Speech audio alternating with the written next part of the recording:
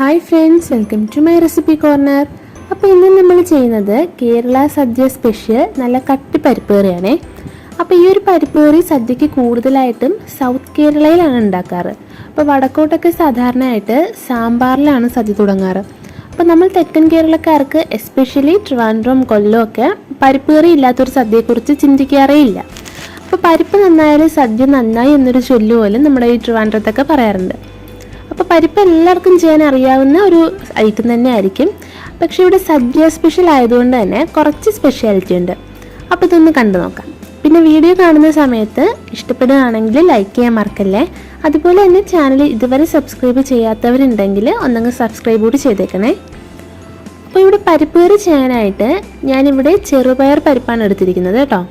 അപ്പം മൂങ് ദാൽ എന്നും പറയാറുണ്ട്. ഇനി ഇത് കയ്യിലില്ലാത്തവരാണെങ്കിൽ ചെറുപയർ ഒന്നങ്ങ് ലൈറ്റ് ബ്രൗൺ ഷെയ്ഡ് ആകുന്നവരെ ഒന്നങ്ങ് ഡ്രൈ റോസ്റ്റ് ചെയ്ത് മിക്സർ ജാറിൽ വിപ്പ് ചെയ്തെടുത്താൽ മതി. അപ്പോൾ ഒത്തിരി അങ്ങ് പൊടിഞ്ഞു പോലെ ശ്രദ്ധിക്കണം കേട്ടോ. അപ്പോൾ ഇത് 1 കപ്പ് ചെറുപയർ പരിപ്പുണ്ട്. ഇതിപ്പോൾ കഴുകിയിട്ടില്ല, ഞാനിതൊന്ന് ഡ്രൈ റോസ്റ്റ് ചെയ്തെടുക്കാൻ പോവാണ്.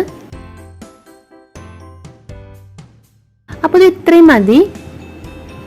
ഇനി ഇത് നന്നായിട്ടൊന്ന് കഴുകി ഒരു 20 മിനിറ്റ് നമുക്കൊന്ന് കുതിർത്തെടുക്കാം. അപ്പോൾ ആ ഒരു ടൈമിൽ നമുക്ക് പരിപ്പ് കറിക്ക് ആവശ്യമായ തേങ്ങയും പിന്നെ കുറച്ച് സാധനങ്ങൾ കൂടി ഒന്നങ്ങ് അരച്ചെടുക്കാനുണ്ട്. അതിനായിട്ട് ഞാനിവിടെ ഒരു മിക്സർ ജാറിലേക്ക് 1 കപ്പ് തേങ്ങ തിരുമിയതെടുത്തിട്ടുണ്ട്.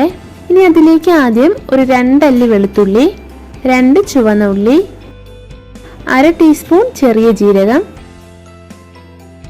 ഇതുപോലെ ഒരു ചെറിയ പീസ് ഇഞ്ചി. അപ്പോൾ സാധാരണയായിട്ട് നമ്മൾ പരിപ്പ് കറി ചെയ്യുമ്പോൾ ഇഞ്ചി ചേർക്കാറില്ല അല്ലേ. അപ്പോൾ ഇനി ഒരു തവണ ഇങ്ങനെ ഒന്ന് ചെയ്ത് നോക്കാം. അപ്പോൾ സദ്യയിൽ ആ ഒരു പരിപ്പ് കറിയുടെ സെയിം ടേസ്റ്റ് ഫീൽ ചെയ്യും. ഇനി ഒരു പച്ചമുളക് ഒരെണ്ണം മതി കേട്ടോ. അപ്പോൾ ഇത് ഒരുപാട് എരിവുള്ള കറിയല്ല, മൈൽഡായിട്ടുള്ള എരിവ് മാത്രമേ ഉണ്ടാവുള്ളൂ. ഇനി ഇതിലേക്ക് കുറച്ച് വെള്ളവും ചേർത്ത് നന്നായിട്ട് പേസ്റ്റ് പോലെ അരച്ചെടുക്കാം. അപ്പോൾ നന്നായിട്ട് അരയണം കേട്ടോ. ഇതിപ്പോൾ ഒരു അരമണിക്കൂർ കഴിഞ്ഞിട്ടുണ്ട്. നമുക്ക് നമ്മുടെ പരിപ്പൊന്ന് വേവിച്ചെടുക്കാം. അപ്പോൾ നന്നായിട്ട് കഴുകി വൃത്തിയാക്കി കുതിർത്ത് വെച്ചിരിക്കുന്ന പരിപ്പ് നമുക്ക് കുക്കറിലേക്ക് മാറ്റാം. ഇനി ഇതിലേക്ക് ഒരു 2 ചുവന്ന ഉള്ളി, 1/4 ടീസ്പൂൺ മഞ്ഞൾപ്പൊടി, ഇനി 1 കപ്പ് പരിപ്പിന് 2 കപ്പ് വെള്ളം ആ ഒരു രീതിക്ക് ഒഴിച്ചു കൊടുക്കാം. അപ്പം ഞാനിപ്പോൾ ഇവിടെ ഉപ്പ് ചേർക്കാതെയാണ് കുക്ക് ചെയ്യുന്നത് കേട്ടോ. ഒരു മീഡിയം ഫ്ലെയിമിൽ 2 വിസിൽ അത്രയും മതി. അപ്പോൾ നമ്മുടെ പരിപ്പ് കറി 2 വിസിൽ കഴിഞ്ഞപ്പോഴേക്കും നന്നായിട്ട് വെന്ത് വന്നിട്ടുണ്ട്. ഇനി നമുക്ക് ഇതിലേക്ക് ഒരു തവി കൊണ്ട് ഇതുപോലെ നന്നായിട്ടൊന്ന് ഉടച്ചെടുക്കണം.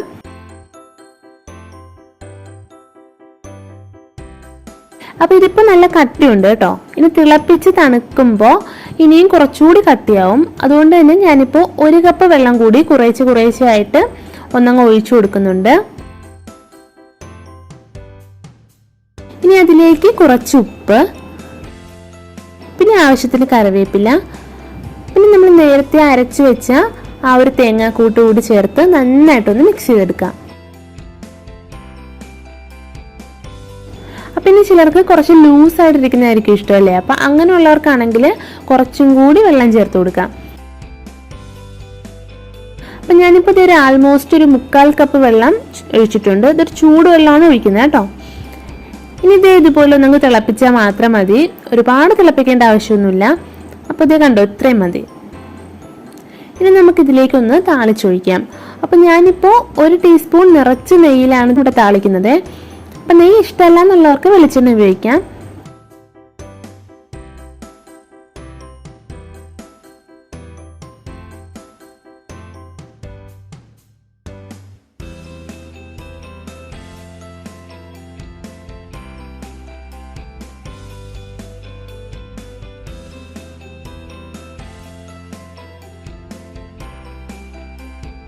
അപ്പോൾ ഇത് ഇത്രയേ ഉള്ളൂ. നമ്മുടെ സൂപ്പർ ടേസ്റ്റി പരിപ്പ് കറി ഇവിടെ റെഡി ആയിട്ടുണ്ട്.